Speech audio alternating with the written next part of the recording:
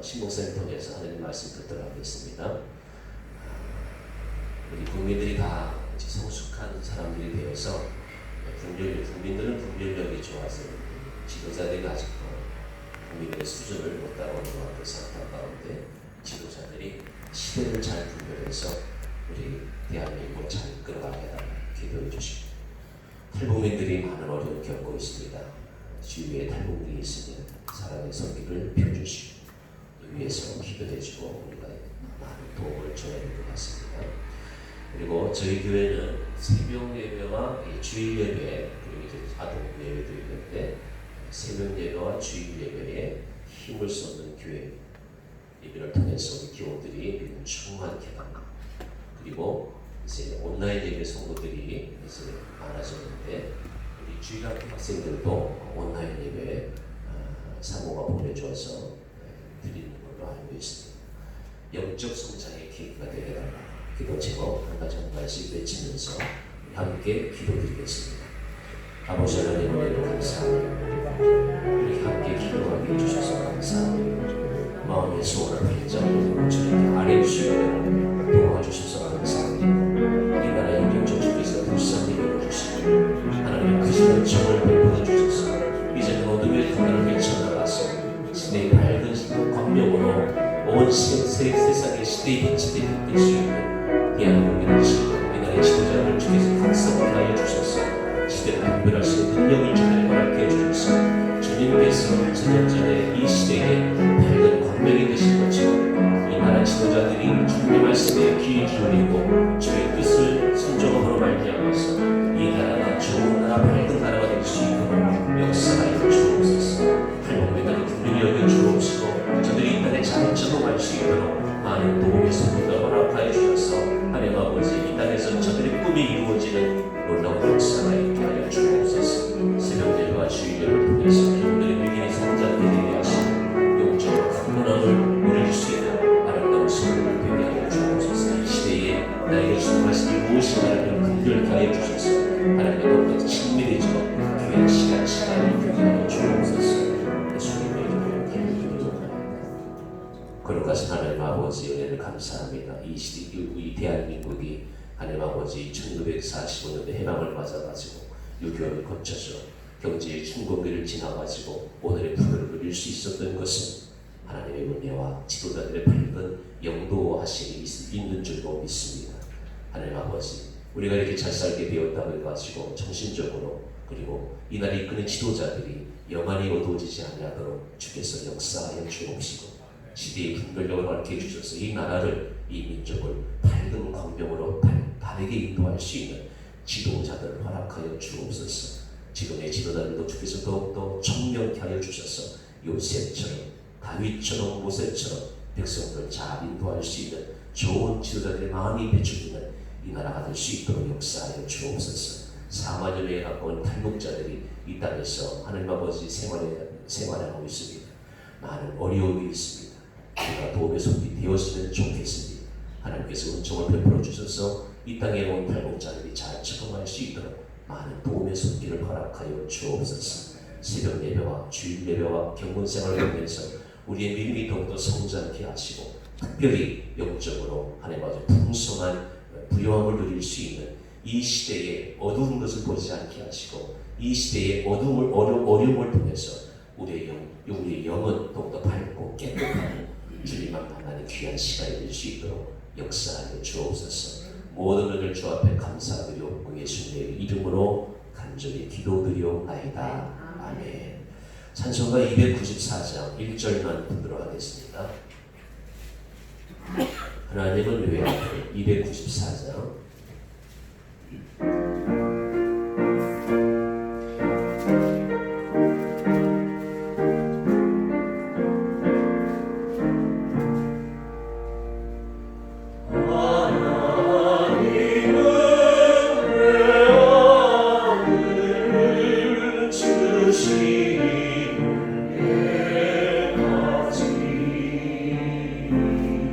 세상 사람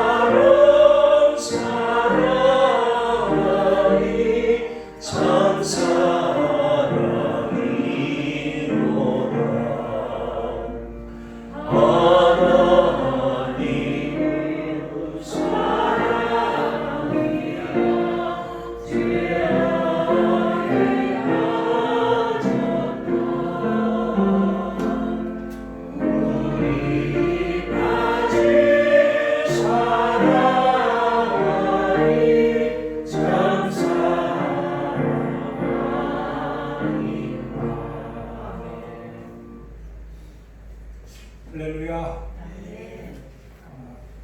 요즘에 코로나 때문에 굉장히 국가적으로도 그렇고 세계적으로도 그렇고 많은 어려움들이 있습니다.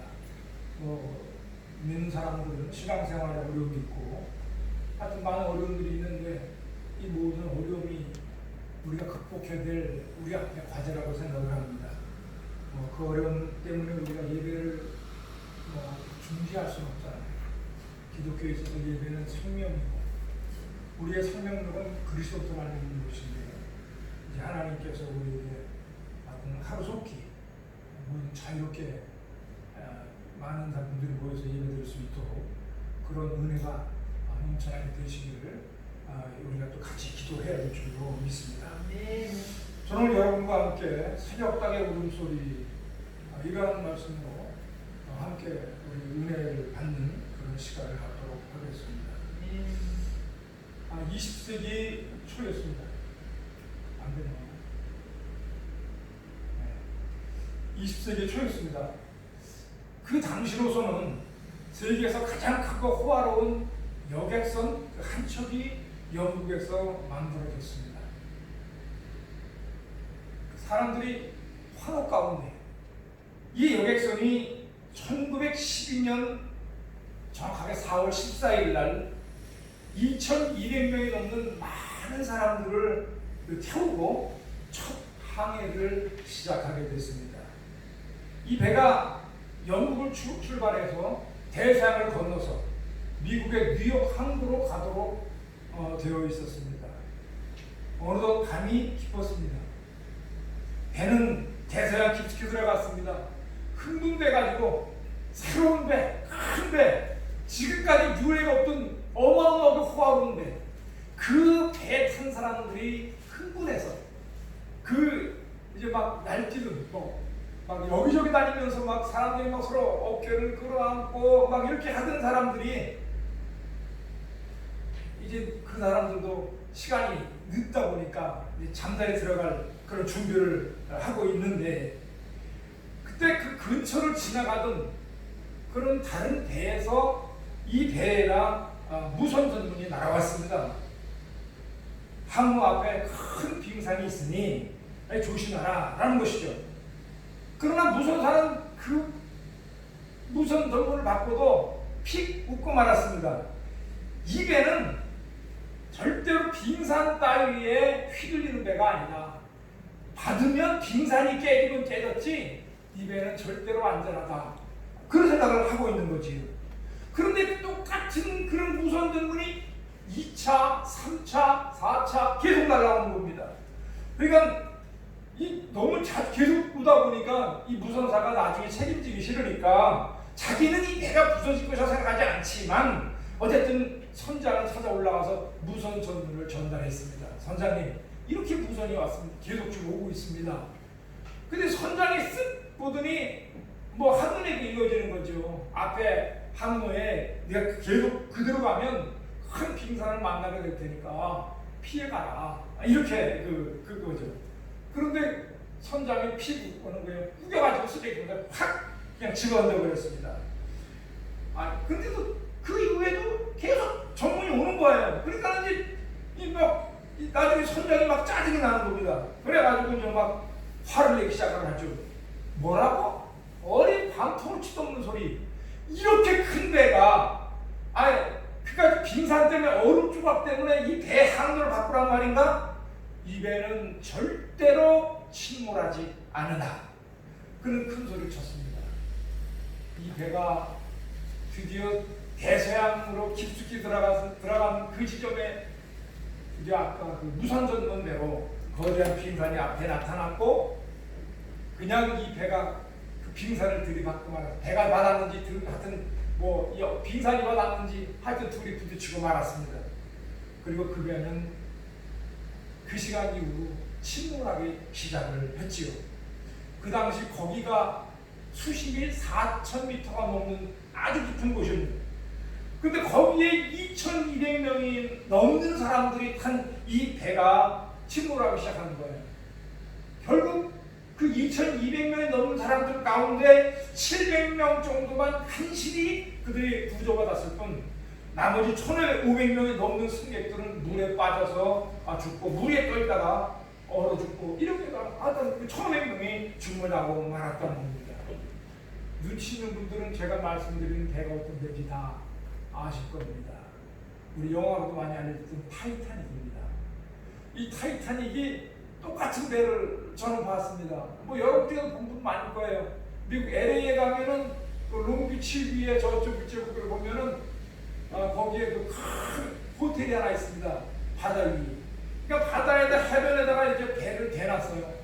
그게 퀸메리 호가 그렇습니다. 저도 지금 오래돼가지고 기억이 안 지금 마사무사인데 그 퀸메리 호가 이 타이타닉하고 똑같다 그래요. 두 배의 크기나 사이즈나 안에 구조나 이게 같다 그럽니다. 그러니까 그것을 지금 그러니까 그 타이타닉은 우리가 볼 수가 없지만 바닷속에 가라앉아 버려서 그 타이타닉과 똑같은 배를 볼 수가 있는데 엄청나게 배가 큽니다. 그러니까 그 앞에 와서 사람들이 다 사진 찍고 사진들이 담기지가 않는 거예요. 다 그 앞에서 서서 찍으면 멀리 떨어져 조만치 나와서 찍어도 이 배가 다 담기지가 않습니다. 엄청나게 큰 배죠. 하여튼 이 배는 결국 수없이 많은 사람들의 목숨과 함께 대서에 가라앉아버리고 말았다는 것이죠. 큰 소리 치던 이 선장의 말도, 이 무선사의 말도, 선박 제조사의 말도 이것은 다 허사가 되고 말았다는 겁니다. 여러분, 우리 인간은 절대자가 아닙니다. 연약합니다. 그러므로 애당초부터 우리 인간들에게 절대로 혹은 영원한 이런 단어는 어울리지가 않는다는 것입니다. 오늘 우리가 생각해보고자 하는 이 베드로도 큰 소리 치다가 뼈저린 실수를 겪었던 그런 사람입니다. 예수님은 겟세마네 동산에서 제자들을 향해서 말씀하셨습니다. 오늘 밤에 너희가 다 나를 버리리라. 예수님이 하신 말씀입니다. 그런데 베드로는 이 예수님의 말씀을 들으려고 하지 않고 오히려 그 예수님 앞에서 그는 거기서 큰 소리를 쳤습니다. 다 주를 버릴지라도 나는 절대로 주를 버리지 않겠나이다. 예수님은 그 큰 소리 치는 베드로를 물끄러미 바라보면서 다시 말씀을 반복하십니다. 베드로야, 닭이 물기 전에 네가 나를 모른다고 3번 부인하게 될 것이다. 예수님께서 하신 말씀이지요. 여러분, 예수님이 누구십니까? 주는 그리스도시요 살아계신 하나님의 아들이십니다. 바로 이 말은 베드로가 지금 그 예수님 앞에 서서 예수님의 말을 듣지 않고 있는 이 베드로가 했던 신앙 고백이라는 것이죠. 여러분, 모든 것을 아시는 예수님이십니다. 예수님이 그렇게 말씀하셨다면 베드로는 당연히 예수님 발 아래 엎드려서 주여, 그러면 내가 어떻게 해야 하옵니까? 이렇게 예수님의 도우심을 구했어야 마땅하다 그 말이죠. 그런데 베드로는 거기서 다시 또 장담을 합니다. 내가 주와 함께 죽을지라도 주를 정령 부인하지 않겠나이다. 그는 계속 그것도 주 하나님이신 예수님 앞에서 그는 거기서 큰 소리를 치고 있습니다. 그러나 결과적으로 말해서 결국 어떻게 됐습니까? 오늘 본문에 나오는 것처럼 베드로는 예수님을 모른다고 3번씩이나 부인했습니다. 예수님을 철저하게 배신해버렸습니다. 비겁자가 되어버렸습니다. 그럼에도 불구하고 나중에 베드로는 예수님의 사도로서 또 초대교회의 위대한 지도자로서 그런 역할을 계속해서 감당해 나갈 수 있었습니다. 왜 그렇습니까? 그에게 오늘 본문의 75절의 말씀이 있었기 때문입니다.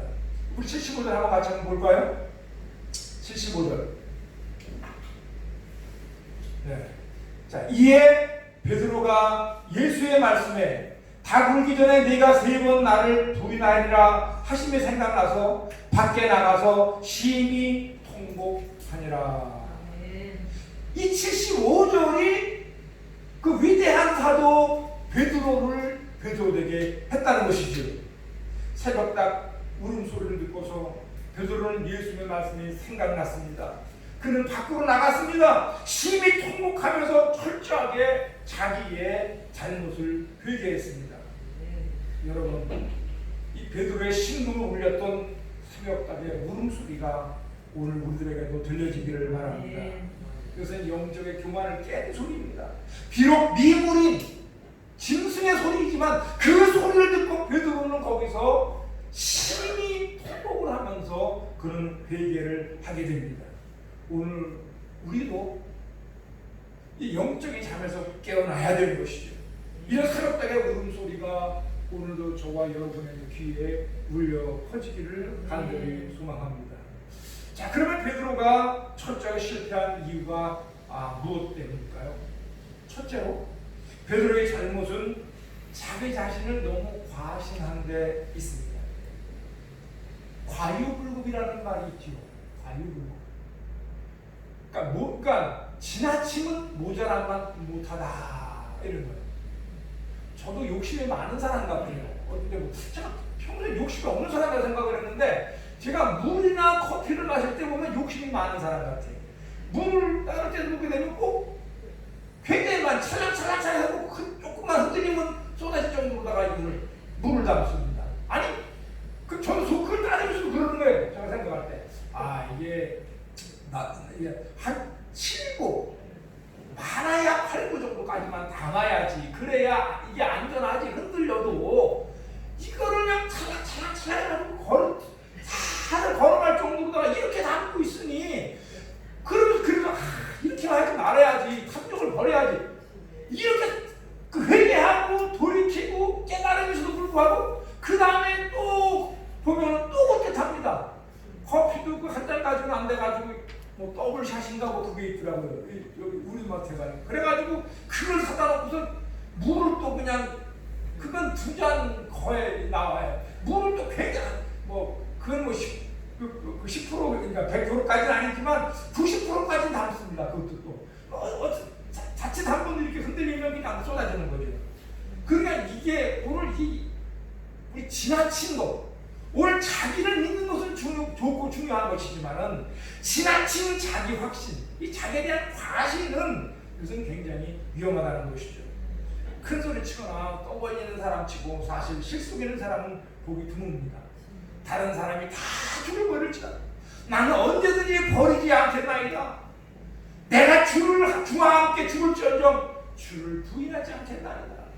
그러면서 큰 소리를 쳤던 이 베드로는 얼마나 비겁한 모습을 우리에게 보이는지 여러분 오늘 말씀을 한번 같이 한번 보실까요? 69절 말씀을 한번 보십시다. 아까 봉독했던 맨 앞절에 69절 같이 읽습니다. 베드로가 바깥들에 앉았더니 한 여종이 나와 이르되 너도 갈릴리 사람 예수와 함께 있었도다 하거늘. 베드로는 하찮은 계집종 앞에서 이 계집종 앞에서 그는 예수를 모른다고 부인했습니다. 또 71절 말씀을 한번 볼까요? 71절 함께 있습니다. 앞문까지 나아가니 다른 여종이 그를 보고 거기 있는 사람들에게 말하되 이 사람은 나사렛 예수와 함께 있었도다 하매. 자, 이렇게 또 다른 여종 앞에서 여종이 그를 갖다가 봤다고 증언을 하고 있습니다. 그러니까 거기서 베드로는 또 부인하는 하거든요. 그러니까 뭐냐면 이 하찮은 여종 앞에서도 그 당시 신분을 보자면 얘기해요. 하찮은 여종 앞에서도 예수님을 맹세하고 모른다고 부인을 합니다. 마지막 그 세 번째로 73절에 보니까 73절에 보니까 조금 후에 섰던 사람들이 나와. 자, 이거 보면 조금에 곁했던 사람들이 나와 있습니다. 그러니까 그저 구경꾼들, 평범한 구경꾼들 앞에서도 예수를 모른다고 부인해버리고 말았다는 것입니다. 예수님의 수제자라 불렸던 이 베드로가 오늘 우리에게 참 치열한 모습을 보여주고 있지요. 또 그가 얼마나 철저하게 예수님을 배신했습니까?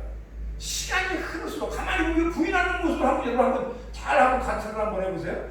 시간이 흐를수록 그 강도가 점점 더 세지고 있어요. 자, 첫 번째로 보니까 70절에 보니까 베드로가 모든 사람 앞에서 부인하여 라고 했습니다. 그냥 부인만 했습니다. 두 번째는 70절에 보니까 베드로가 맹세하고 또 부인하여. 이번에 맹세가 추가가 됩니다. 아니 이게 뻔뻔한 거 아니겠어요? 이거 일반 사람들도 그 정도로 그 맹세할 수 없는 건데 그러고서 맹세하고 부인했다 그랬습니다. 자, 그 다음에 마지막 세 번째 보면 74절입니다. 이번에 보니까 거기가 7절이니까 그가 저주하며 맹세하여 이르되. 이제 저주가 또 추가가 됩니다. 그러니까 점점 강도가 세지는 거예요. 처음에는 모른다. 두 번째는 맹세하면서 내가 맹세하건대 난 모른다. 세 번째는 그 자기 스승이신 예수님을 저주까지 하고 있다는 것이죠. 만일 내가 거짓말을 하는 것이라면 한 거라면 하나님께서 내게 아마 벼락을 내릴 거야 라고 하는 나한테 이런 뜻일 것입니다. 그러니까 자기의 목숨을 걸고 저주까지 하면서 맹세했다는 것이죠. 여러분, 베드로는 예수님의 수제자였습니다. 3년 동안 예수님과 함께하면서 많은 가르침을 받았습니다. 그분이 펼치는 기사와 이적도 봤습니다. 죽은 자를 살리는 것도 봤습니다. 3년 동안 함께하면서 많은 가르침을 받았음에도 불구하고 그랬던 베드로가 이렇게 약해질 수 있다면 오늘 우리야 뭐 더 말할 필요가 있겠습니까? 사도 바울은 고린도전서 10장 12절에서 우리에게 이렇게 권면하고 있습니다. 그런즉 손줄로 생각한 자는 넘어질까 조심하라. 그러니까 손줄로 자만하지 말라는 겁니다. 늘 넘어질까 조심하면서 살아가야 될 줄 압니다. 여러분, 베드로는 너무 지나치게 자기 자신에 대해서 과신을 했습니다. 그러다가 손줄로 생각했는데 아주 보기 좋게 넘어지고 말았죠. 성경 여러분 우리 너무나 잘 알고 있는 말씀. 교만은 패망의 선봉이요 넘어짐의 앞자리다. 오늘 우리가 교만함으로 넘어진 사람이 얼마나 많은지 모릅니다. 저도요. 제가 전에 기도원에 가서 금식을 하고 21일 금식을 하면서 기도하면서 끝까지 남는 게 뭔가 제가 그때 제가 저를 관찰을 했었어요. 근데 끝까지 남는 게 뭐냐? 교만이더라고요. 교만. 틈만 나면 교만을 떠는 거예요. 오만 남자하기 짝이 없고 제가 서로 돌아볼 때 그렇다는 거죠. 조금만 남은 게 있으면 그걸 가지고 다른 사람을 비웃기도 하고 그러니까 끝까지 남는 게 뭐냐? 교만이에요. 그러니까 나는 교만하지 않습니다.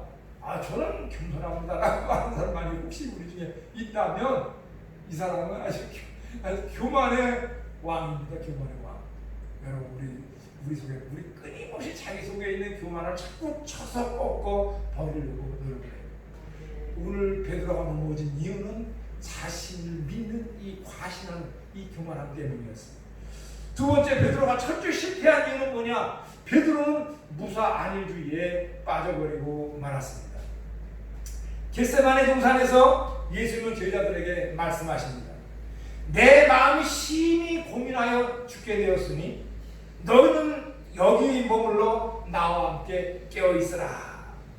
예수님이 이렇게 말씀하셨는데도 불구하고 베드로를 비롯해서 모든 제자들이 다 훌훌 잠만 잤습니다. 이럴 때 다른 제자들은 다 잠을 잔다고 할지라도 내가 주와 함께 죽을지언정 이렇게 큰 소리를 쳤던 베드로라면 그만큼은 적어도 깨어있지 않아야 하겠냐는 이 말이죠. 그런데 베드로는 말과 전혀 다른 행동을 보여주고 있습니다. 예수님은 그 잠든 제자들을 향해서 안타까운 목소리로 말씀하셨습니다. 너희가 나와 함께 1시 동안도 이렇게 깨어있을 수가 없더냐? 1시간 동안도 깨어있을 수가 없더냐? 아주 짧은 시간입니다. 이건 지금까지 하룻밤입니다. 불과 몇 시간 되지 않습니다. 베드로가 기도하지 못한 만큼 무슨 중병이 걸렸습니까? 허리라도 부러졌습니까? 문제는 육신에 있는 게 아니라 그의 정신 상태에 있었다는 것이죠. 그가 무사 안일주의에 빠져 있었다는 것입니다. 예수님은 그 푹푹 자는 베드로를 깨우시면서 말씀하셨습니다. 베드로야, 시험에 들지 않게 깨어있어 기도하라. 마음에는 원이로되 육신이 약하다. 예수님은 우리의 육신의 약함을 너무나 잘 알고 계십니다. 그럼에도 불구하고 이 베드로는 자기가 약한 존재라는 사실을 그는 깨닫지 못했습니다. 그러니까 깨어있을 필요도 못 느꼈고 기도할 필요도 느끼지 못하고 그냥 오히려 잠만 훌훌 자고 있었다는 말이죠. 그러다 결국 베드로는 예수님의 말씀 그대로 시험에 빠져버리고 말았습니다. 자, 여러분, 그가 정신을 차고 있을 때 사람들이 예수님을 붙잡으러 막 몰려왔습니다. 그때 자다가 일어난 베드로가 당황해가지고 어떻게 했습니까? 칼을 뽑아가지고 그냥 대서양의 종 말구에 내리쳤는데 다행히 귀만 잘려져 버리고 말았어요. 만약에 목이 잘렸으면 어떡할 뻔했어요. 큰일 저지르는 거 아니겠습니까? 오늘 여러분 뿐만 아니라 베드로는 본문에 나온 것처럼 철저하게 예수님을 배신했어요. 비겁자가 되어버리고, 죄라는 것은요 언제나 한 가지만 존재하지 않습니다. 죄는 죄를 불러와요. 그러니까 죄는 언제나 한 가지 죄를 지면 그것을 감추기 위해서 거짓말, 그 다음에 또 그거를 아는 사람을 또 죽이는 살인죄, 수없이 많은 죄는 연달아 한 번 짓기 시작하면 그 죄는 연달아 가면서 새끼를 칩니다. 그러니까 죄는 홀로 존재하지 않아요. 사람들 심리도 그렇더라고요. 이건 뭐 죄는 아니지만은 사람들이 그 주민센터에 어떤 사람이 뭐 물건을 하나 팔러 왔어요. 뭐 책을 팔러 왔어요. 그래서 책을 팔아는 그 자기가 보면 이 책이 사고 싶어. 자기는 그 책이 사고 싶어. 그런데 자기가 펀뜩 사기는 그러니까 옆에 사람 보고, 어이 김주사, 이 책 봐봐, 당신 이 책 사. 박양 이거 봐봐, 이 책 좀 사. 이러면 자기 혼자 사는 게 아니라 여러 사람도 끌고 들어갑니다. 그래가지고 같이 사자는 거예요. 자기 혼자 사면 불안한 겁니다. 그러니까 이게 뭐냐면 그러니까 사람이 심리가 이상해. 그래. 오늘 베드로는 보니까 어떤 그런 철저하게 예수를 배신했고 그런 비겁자가 됐습니다. 이 베드로는 그때 일을 회상하면서 그 나중에 후에 베드로전서를 쓰면서 그 5장 8절에서 우리에게 이렇게 권면하고 있습니다. 근신하라, 깨어라, 너희 대적 마귀가 우는 사자같이 두루다니며 삼킬 자를 찾나니 그랬습니다. 여러분, 이 말은 베드로가 그저 아무렇게나 한 말이 아닙니다. 뼈저린 그의 실패 경험에서 나온 말임을 알아야 됩니다. 아마 오늘 이 예수님을 세 번 부인했던 이 사건을 떠올리면서 그는 거기서 그런 말을 했는지 모릅니다. 근신하라, 깨어라, 너희 대적 마귀가 우는 사자같이 두루다니면서 삼킬 자를 찾는다, 이렇게 말을 했는지도 몰라요. 오늘 우리가 깨어 기도하면 마귀의 시험을 이길 수 있습니다. 그러나 깨어서 기도하지 않으면 베드로처럼 시험에 빠질 수밖에 없다는 것이죠. 영적인 잠을 자는 사람은 자기도 모르게 이 허방에 빠져, 허방. 남들은 다 다른 길로 가는데 자기 혼자 헛발질을 하고 자기 혼자 엉뚱한 데 빠져버리고 맙니다. 옛날에 시골 길 옆에 가면은 제가 옛날에 지금 양재동 말죽거리에 중학교 때 살았어요. 그랬는데 거기서 지금 봉은사 가는 길이, 거기 그때 그 당시 시골입니다. 그런데 가는 길이 있는데 중간에 가면 논도 있고 밭도 있고 배밭도 있고, 그런데 중간에 그 길에 차 한 번 지나가면 먼지가 쫙 일어납니다. 근데 그 양쪽으로 중간중간에 여러분이 나이 드신 분은 다 아시죠? 똥구덩이가 있어요. 이렇게 땅에 파가지고 옛날에 거기다 이렇게 똥을 갖다 모아놨잖아요. 이제 뒤로다가 주려고 해서 거기다 갖다 삭히는 거죠. 근데 차가 지나다니면 먼지가 계속 말리니까 그 위에 먼지가 앉고, 이게 먼지가 말하자면 이런 상처의 딱지처럼 이게 굳어가지고 이렇게 그래 그 위에 또 먼지가 또 쌓이면 이게 잘 구분이 안 되는 거예요. 그게요. 그러니까 거기서 괜히 술 먹고 잘못 지나가다가 이렇게다가 잘못 밟으면 그 속에 빠져들어가면 이게 나오기도 힘들어요. 또 딱딱하게 굳어가지고 밟으면 깨져 들어가 버리지만 그렇다는 말이죠. 여러분, 그러니까 오늘 우리 깨어 기도하지 않으면 우리 그런 구덩이에 빠질 수 있다는 것이죠. 병들어서 다 죽게 되고 난 뒤에 살려달라고 기도하지 말고 하나님께 미리미리 기도해서 하나님 건강 달라고 우리 기도해야 될 거 아니겠습니까? 또 우리가 어떠냐면 다 나가고 난 뒤에 하나님 우리 사업 회복시켜달라고 그때 가서 울며 매달리지 말고 미리미리 하나님, 제가 하는 일에 복을 주시고 이 일을 통해서 주의 큰 일을 할 수 있도록 이 일이 날로 번창할 수 있도록 하면 큰 복을 달라고 매일 기도해야 될 거 아니겠냐고 말이죠. 기도는 저축이라고 그랬습니다. 기도해놓으면 이게 쌓이는 거예요. 네. 자, 여러분, 하여튼 베드로는 깨어 기도하지 않았기 때문에 그는 실패하고 말았다는 것이죠. 자, 근데 문제는 세 번째입니다. 베드로는 철저하게 회개했습니다. 그날 밤에 베드로만 예수님을 배신했던 것은 아닙니다. 가룟 유다도 예수님을 배신했습니다. 결국 그는 자기의 갈 곳으로 가버리고 말았습니다. 차라리 태어나지 않았으면 좋을 뻔한 인생이라는 그런 소리를 듣는 저주받은 존재가 되고 말았다는 것이죠. 그러나 똑같이 예수님을 배반했음에도 불구하고 오늘 베드로는 달랐다는 것입니다. 그도 가룟유다처럼 예수님을 배신하고 금도 철저하게 배신하고 3번씩 저주하면서 배신했잖아요. 아니 가룟유다는 저주하지 않았다고요. 맹세하지 않았다고요. 가룟유다는 그냥 돈깨 훔쳐 같은 거 나중에 그냥 떠나가 버리고 말았지. 그래서 자기 갈 길로 가버리고 말았지. 베드로는 뭐 저주하고 맹세하고 그러지 않았다고 말이에요. 베드로네. 저 가룟유다는 그랬다고 말이에요. 근데 베드로는 더 큰 죄를 지은 거죠. 알고 본다면. 그럼에도 불구하고 베드로가 예수님의 사도로서 초대교회의 위대한 지도자가 되어서 자기에게 주어진 사명을 계속해서 감당할 수 있었습니다. 왜 그렇습니까? 아까도 말했습니다만 그에게는 바로 75돌이 있었기 때문입니다. 그가 새벽닭에 울음소리를 듣고서 철저하게 회개를 했기 때문입니다. 그래서 베드로는 그 뒤에도 예수님의 사도로서 주어진 사명을 끝까지 잘 감당할 수 있었다는 것입니다. 중요한 게 뭐냐? 철저하게 회개했다는 것입니다. 만약 베드로에게 75절의 말씀이 없었다고 한다면 그는 가룟유다보다 더한 인생이 되어버리고 말았을 것입니다. 75절 말씀 계속 오늘 여러 번 읽어드리는 이에 베드로가 예수의 말씀에 다루기 전에 내가 3번 나를 부인하리라 하심이 생각나서 밖에 나가서 심히 통곡하니라. 자, 여기서 이제 중요한 얘기가 나와요. 자, 한번 같이 한번 들여다보십시다. 75절에 보면 자, 이에 베드로가 예수의 말씀에 다 울기 전에 내가 3번 나를 부인하리라 하시면 자, 여기서 중요해요. 생각나서 밖에 나가서 심히 통곡하니라. 우리는 이 본문 말씀에서 베드로의 행동 3가지를 발견할 수 있습니다. 첫째는 뭐예요? 그 베드로에게 말씀이 생각났다는 겁니다. 어떤 말씀? 예수님이 하신 말씀이 생각났다는 거예요.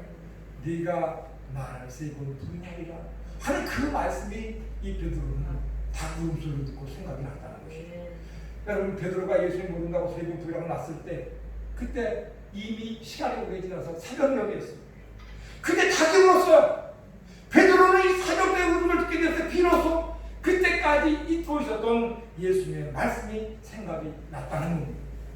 여러분 실패할 수 있어요. 그러나 실패했더라도 그 실패한 시점에서 우리가 하나님의 말씀이 생각나는 사람에게는 희망이 있습니다. 소망이 있습니다. 다시 일어설 기회가 주어질 수 있다는 것입니다. 말씀이 생각나는 사람은 비록 잘못된 길로 나갔다 할지라도 돌이킬 수가 있습니다. 이 회복의 은혜, 이거 굉장히 회복이라는 건 굉장히 중요한 겁니다. 성경에는 많은 주제가 있어요. 마귀라는 주제도 있고요, 구원이라는 주제도 있고요, 뭐 많은 주제가 있습니다.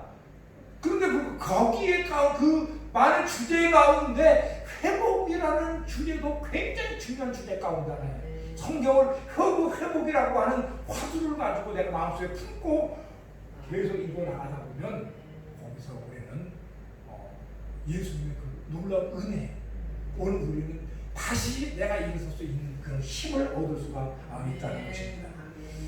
여러분 시시때때로 하나님의 말씀이 생각나는 사람이 모두 되시기 바랍니다. 하나님의 말씀이 생각날 때 우리가 그 말씀으로 세상을 이길 수가 있습니다. 그 말씀이 우리를 붙들어줄 수 있습니다. 제가 여러분에게 드린 말씀이 있어요. 강한 믿음을 가지려면 어떻게 해야 된다고요? 좋은 믿음 가지면 어떻게 된다고요? 기도해야 된다고요? 아니에요. 말씀을 읽어야 됩니다. 그 말씀을 읽어서 그 말씀이 내 속에 부딪힌 게 많아야 그 사람의 믿음이 큰 사람이에요. 여러분 이거 잊지 마세요. 믿음을 키우는 방법이요? 기도는 사실은 보면 기도가 믿음을 키우는 건 아닙니다. 말씀을 많이 읽으면 그 말씀이 자꾸 내 마음속에 부딪혀요. 제가 여러분에게 기회가 되면은 다음에 뭐 레마와 로고스에 대해서 한번 상세히 얘기할 기회가 있을지 모르겠습니다만 오늘 이것이 내 마음에 부딪혀서 그냥 기록된 말씀 줄줄 읽어나가는 말씀이 아니라 그 말씀을 읽다가 늘 읽던 말씀이야. 잘 알고 있는 말씀이야. 수십 번 더 읽은 말씀인데 그 말씀을 읽다가 어느 순간에 갑자기 내 가슴을 이게 탁 마치 토스터에서 빵이 튀어오르듯이 다 읽으면 탁 튀어올라가지고 내 가슴을 내 심령을 때리는 말씀이 있다고요. 이게 많은 사람이 큰 믿음 가진 사람이에요. 목사요? 목사와 성도의 결정적인 차이가 어디 있는지 아십니까? 바로 그 외마를 몇 개를 가지고 얼마나 가지고 있냐 이 차이입니다. 여러분 성도들 중에 성경을 더 많이 읽어서 더 믿음이 좋은 사람 그 사람이 목사야 됩니다. 목사 강단 내려갖고 그 사람이 올라가고 서야 됩니다. 교회는 믿음을 배우는 곳이에요. 목사 깨달아진 그 믿음을 전하는 것이 그것이 교육이라는 말이에요. 그것이 설교라는 말이죠. 하나님의 말씀이라고 우리가 표현합니다만은 그거 깨달아진 말씀이 없다면 깨달으려면 계속 성경을 읽어야 돼. 읽고 또 읽고 지난번은 이 말씀이 내 가슴을 때리는데 그 다음에 저 말씀 내 가슴을 때리네. 여러분 죽는 사람이 살아나는 거요. 이 말씀 읽다 보면 거기서 그냥 그 성경을 읽다가 그냥 배우면서 일어나는 사람도 있어요. 이게 갑자기 그다음 저같이 찌개 맞음으로 내가 나음을 입었다. 이 말씀인데 그 말씀이 그날 갑자기 그 심령을 때리는 거예요. 그러니까 가만히 있어. 아니 예수님 치킨 맞아서 일어났다는데 내가 왜 지금 여기서 환자를 입고 있나? 내가 그 믿음 눈에 나가면 미친 사람이고 그 믿음이 막 마음속에 들끓고 막 마음에 막 불길이 들끓는 거야. 그냥 나버리는 거예요. 그 믿음이 뭐냐면 말씀에서 나오는 거예요. 말씀을 자꾸 읽어야 돼요. 그래서 말씀을 읽으라고 여러분들이 말씀드려요. 기도는 내가 읽는 말씀이 활발하게 활동할 때 활동력을 주는 거예요. 이거는 기도는 원활하게 움직이도록 내 심령이 빡빡하면 깨달아진 말씀에 있어도 마치 그 옛날에 물 다 빠진 눈에 미꾸라지 잡고 갔는데 흙이 뻑뻑해. 거기다 손을 쑤셔줘가지고 미꾸라지 도망을 못 가. 흙이 뻑뻑하고 굳어버렸으니까. 뻘같은 식감은 흙인데 불구하고 미꾸라지 도망을 못 갑니다. 손 넣어서 그냥 걸리는 게 잡아내는 거예요.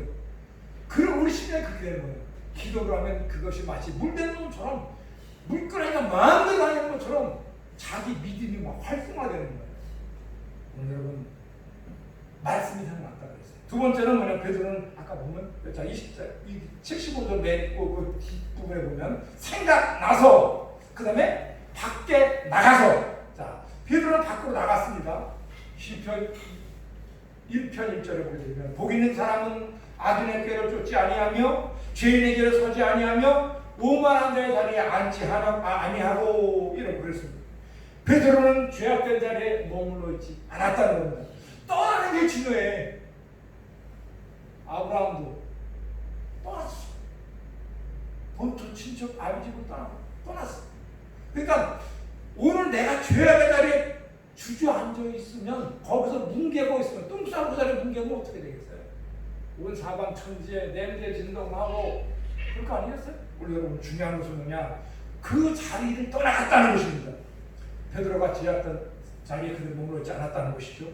그러니까 예수를 부인했던 자리, 아직도 믿지 않는 사람들이 많이 머물러 있는 그런 물거리는 그런 자리였어요.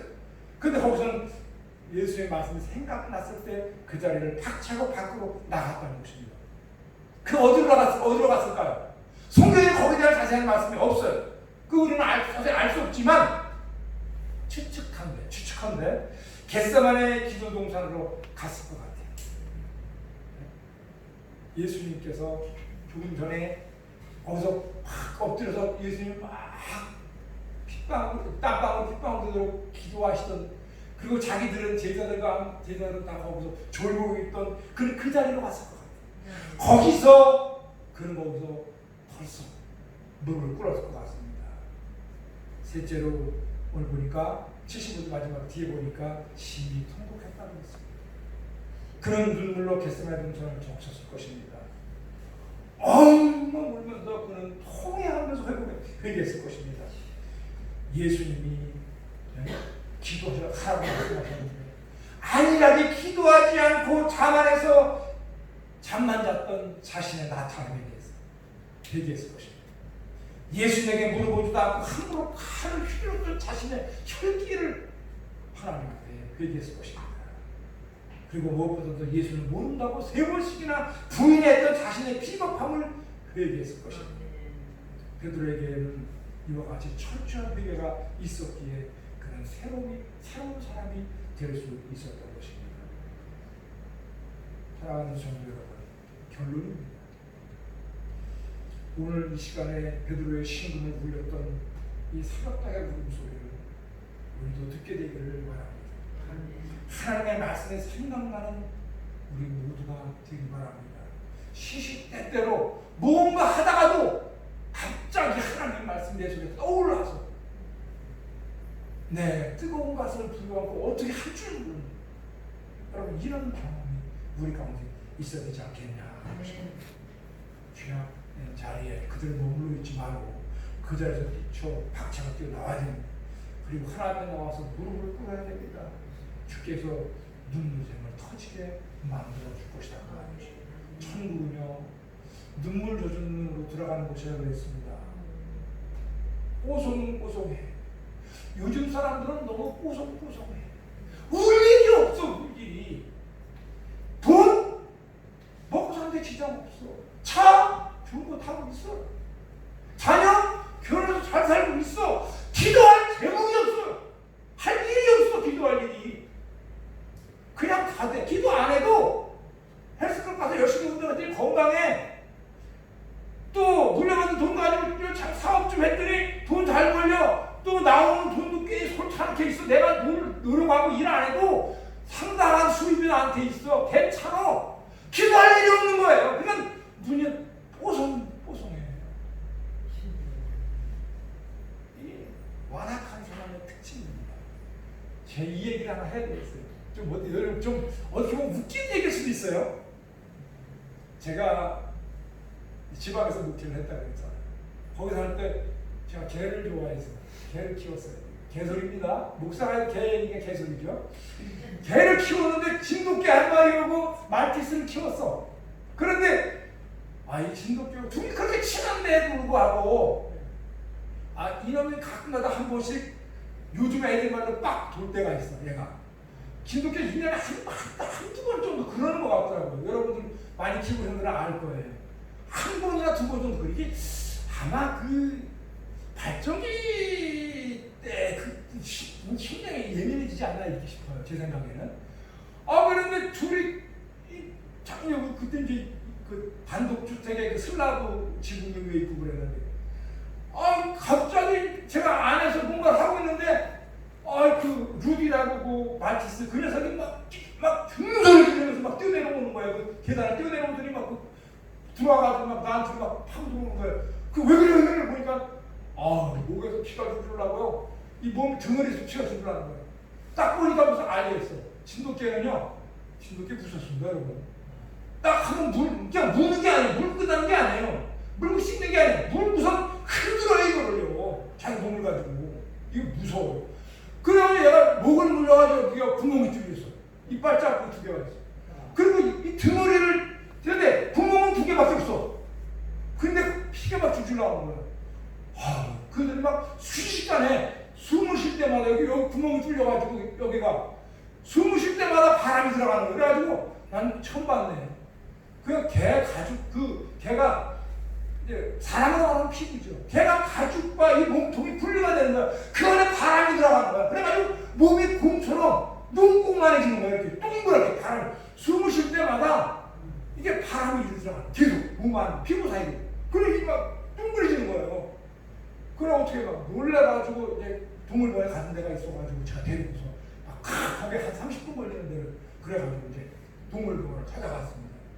그랬더니 수의사가 근데 잘 아는 사람이죠. 저를 보더니 목사님 포기하세요. 무슨 소리예요? 얘 죽습니다. 얘는 살 가망이 1%도 안 됩니다. 네? 무슨 소리예요? 생각해보세요. 내가 생각한 거 알겠어요. 목을 물어가지고 여기가 빠른 기관지가 구멍이 났다 이 말이에요. 그래가지고 지금 피부 쓰고 바람이 다 들어가가지고 지금 몸이 공처럼 목사님들이 굴렁굴렁 생겼잖아요. 이 농공처럼. 그런 데다가 얘가 여기 등어리를 이렇게 물어가지고 물은 데뿐만 아니라 흔들어가지고 등어리 이렇게 흔들으니까 여기 그 개가 갈뼈가 이렇게 있는데 말티스 갈뼈가 얼마나 쓴사람이세요? 많이 가늘더라고 보니까 갈뼈가 있는데 여기서 이렇게 물고 이거 흔들다 보면 그 이빨에 쓸려가지고 갈뼈가 4개가 그냥 다 아작이랑 딱 나가버렸다는 거예요. 그러니까 얘는 죽습니다. 제 자기 경험으로는 100% 죽는데 100%가 어딨어요. 그래서 저는 막 당황을 했죠. 막 그래가지고 이제 가면서도 기도를 했겠지만 가는 도중에도 내가 그 사람부터 그랬어요. 아이 봐, 그 당시한테 내가 책임 안 물 테니까 수술이나 해봐 일단. 그랬더니 목사님 참 죽는데도요. 수의사 말을 믿어야지. 아무리 목사님이지만 이게 되겠어요? 그래. 글쎄 내가 책임질 테니까 당신 내가 그렇다고 내가 수술비 다 줄 테니까 수술을 해 빨리. 그래가지고 막 등등을 하면 마지못해 투덜거리면서 들어갔어. 마취로 수술비라고. 그리고 제가 그 수술실 입구 앞에 바깥에 복도에 거기에 의자가 하나 있어요. 거기에 앉아가지고 저는 저 걔 굉장히 좋아하거든요. 아시죠? 다 아시죠? 거기 앉아가지고 기도를 하면 이러고 의자에 앉아서 기도를 하기 시작하는데 눈물이 막 툭툭툭 흐르는 거예요. 걔가 우리 집에 왔던 그 초창기서부터 자라면서 그 기쁨과 사랑을 줬던 그런 것부터 막 그 생각을 하니까 막 눈물이 막 나는 거야. 그래가지고 하나님 제가 죽는다 그럽니다. 저 죽는다의 말에 되면 제가 죽는답니다. 하나님이 역사하지 않으면 제가 죽습니다. 하나님 제를 살려주세요. 내가 하나님 일하면서 내가 하나님 충성하잖아요. 지금까지 그런 내가 하나님을 한다고 충성해 왔잖아요. 허물도 많이 있지만 충성 많이 해요. 내 중심이 있잖아요. 하나님 제 루디 살려주세요. 제 이름이 루디예요. 루디아에서 아자를 잘라버리고 루디예요. 제 루디 좀 살려주세요. 그런데 막 눈물이 막 툭툭 떨어지는 거예요. 막 그 바닥에 눈물이 흥건하고 얼굴이 막 졌죠. 수술 한 30분인가 하세요. 그 30분 동안 내가 얼마나 쫓게 되는지 말도 못해요. 근데 삐꺼 그러더라고요. 그러더니 의사가 나오는 거예요. 나 같은 예수님을 기도하는 거 그러고 이제 눈물 닦으면서 어떻게 됐어요? 확실히 목사님이 맞나봐요. 하나님의 종이 그래. 무슨 소리요? 수술을 했는데 갈비뼈 꺼내고 저한테 보여주는 거예요. 그 외에 이렇게 스탠드 글을 담겨있더라고. 뼈가 부러져. 그런데 하여튼 목사님이 기도하신다니까 저는 제가 제 기술은 다 해서 수술을 했습니다. 이제 살고 죽는 거는 목사님한테 저는 몰라요. 이러는 거예요. 알았어. 수고했다. 제가 들뜨려주고 그랬더니 보니까 몸에다가 수술을 했는데 다시 이제 깨어났는데 보니까 몸에다 붕대가 이게 공처럼 바람이 들어가면서 붕대를 밴데이지 있죠? 원수들이 손에 감는 거거든요.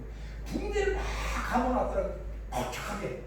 그래가지고 몸을 개 모양을 잡아놨더라고 이제 굴러가지 않고. 그래가지고 걔를 데리고 집에 왔습니다. 집에 왔어요. 그래서 오면서 내가 차를 타고 운전하고 생각하니까 또 회개가 나오는 거예요. 내가 우리 성도들을 위해서 내가 눈물을 뿌려가면서 내가 이렇게 간절하게, 간이 저리게, 간절하게, 절실하게, 뜨겁게, 정말 내가 막 바닥에 막 눈물이 막 흥건하고 막 여기에 막 온몸에 얼굴 눈물 자국으로 막 끊길 정도로 내가 그렇게 돼본 적이 있는가? 생각을 하니까 가슴이 내 양심이 저리더라고요. 성도는 관두고 내가 우리 자식을 위해서 내가 우리 아내를 위해 그렇게 해본 적이 있던가? 아니더라고. 아닌 것 같아. 내가 오면서 생각하니까 결론만 얘기해. 이제 시간이 많이 갔으니까 결론만 얘기하고 살았어요. 그리고 걔가 여기 와서도 한참 살았어요. 그래가지고 18년을 살았어요. 말티를 18년 살면 그 굉장히 오래 사는 거예요. 통상 15년이에요. 그래가지고 여기서 결국 그 소파 앞에서 열어보고 16살 먹고 죽어가지고 그래가지고 제가 저 산에다가 내가 묻어줬습니다. 저는 걔를 볼 때마다요, 루디를 볼 때마다 생각을 합니다. 내가 저는 살리려고 이렇게 기도를 저지르게 했는데, 그다음부터 애정이 더 가는 거예요, 걔한테. 그러니까 막 집에 와놓은 걔를 끌고 다니고 이제 그랬어요.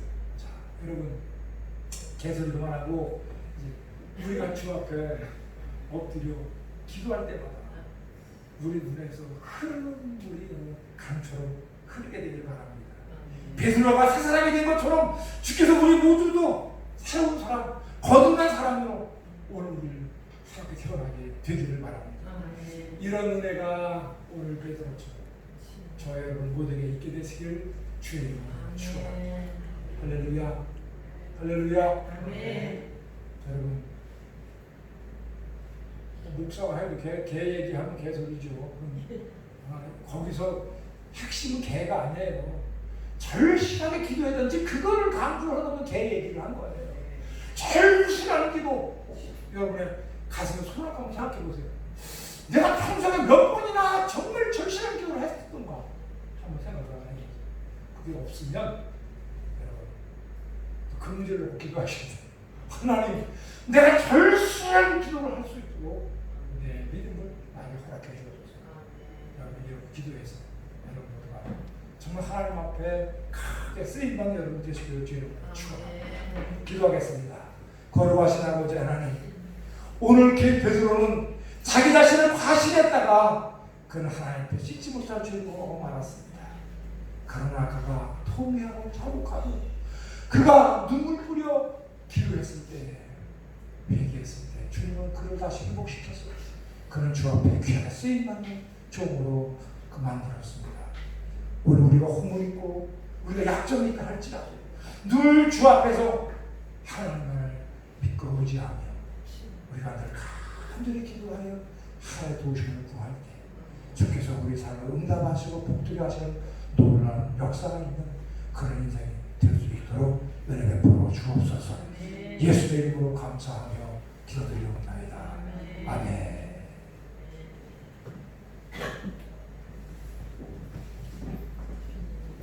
212장 찬양 드리겠습니다.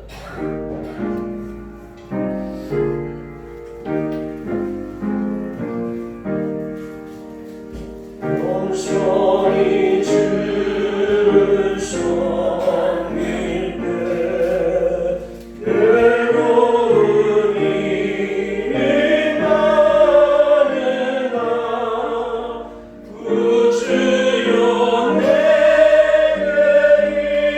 인주사 잘 감당하게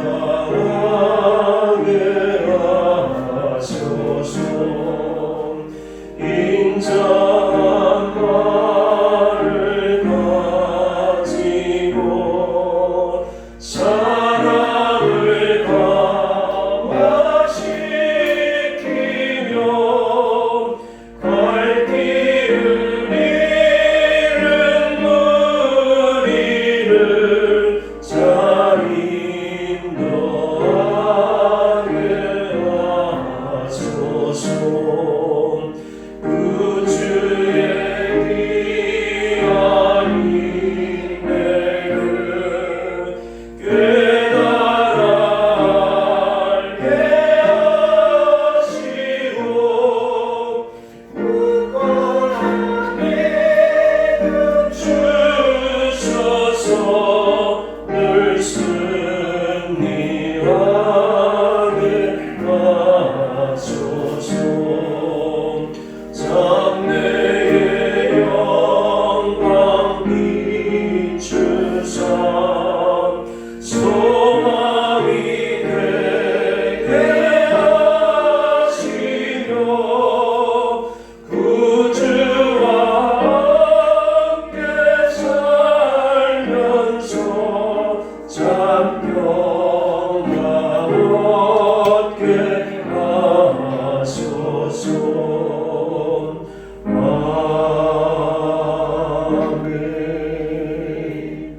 하나님 아버지 감사합니다. 베드로처럼 주님 말씀이 생각나는 삶을 살게 하여 주옵소서. 돈 생각, 건강 생각, 염려, 근심, 걱정 생각은 다 뒤로 물러가게 하시고 오직 주의 말씀만 늘 생각나는 겸손한 사람들 되게 하여 주옵소서. 주의 말씀이 들려올 때 깨어서 통에 자복하며 회개하게 하여 주옵소서. 이 민족들로 하여금 이 나라로 하여금 다 주 앞에 회개할 수 있는 역사가 있게 하여 주옵소서. 그래서 이 민족이 나라가 겸손해서 하나님 나라의 축복을 받을 수 있는 놀라운 대한민국 될 수 있도록 도와주옵소서. 겸손은 하나님 말씀이 생각나는 것입니다. 겸손은 내 이웃을 먼저 생각하는 것입니다. 겸손은 하나님을 경외하는 것입니다. 우리 모두 하나님을 경외하고 겸손히 이웃을 사랑함으로 우리 모두가 다 하늘에서 나리는 겸손의 복을 받을 수 있는 저희들이 되게 하여 주옵소서. 한 주간도 겸손하게 살게 하시고 모든 사람을 유익하게 하는 복된 삶이 되게 하여 주옵소서. 그래서 섬김마다 주께서 복되게 하시고 저들의 물질 창고가 영혼의 창고가 가득 채워지는 복된 한 주간 되게 하여 주옵소서. 예수님의 이름으로 간절히 기도드리옵나이다. 아멘. 마치 비전 선언하고 목사님 축도로 예배 마치겠습니다. 나는 언제나 하나님 앞에서 예배자가 되겠습니다. 나는 가정과 교회에서 은혜의 부모가 되겠습니다. 나는 일과 사회에서 빛과 소금이 되겠습니다. 지금은 우리 주 예수 그리스도의 무한하신 은혜와 하나님 아버지의 만극하신 사랑하심과 보혜사 성령님의 교통하심이 오늘 귀한 말씀을 듣고 우리 베드로처럼 하나님 말씀을 듣고 여러 가지만 우리의 허물과 죄악을 주 앞에 통해 자복하며 회개할 때 하늘의 은혜를 입는 우리 사랑하는 성도들, 저들의 가정과 모든 범사, 저들의 행한 일들이 될 수 있도록 우리 주께서 우리에게 귀한 복을 주시고 큰 넘치는 평강을 주실 줄로 믿습니다. 주님 이 시간 이 모든 말씀을 우리 주 예수 그리스도로 감사하며 간절히 드리옵나이다. 아멘.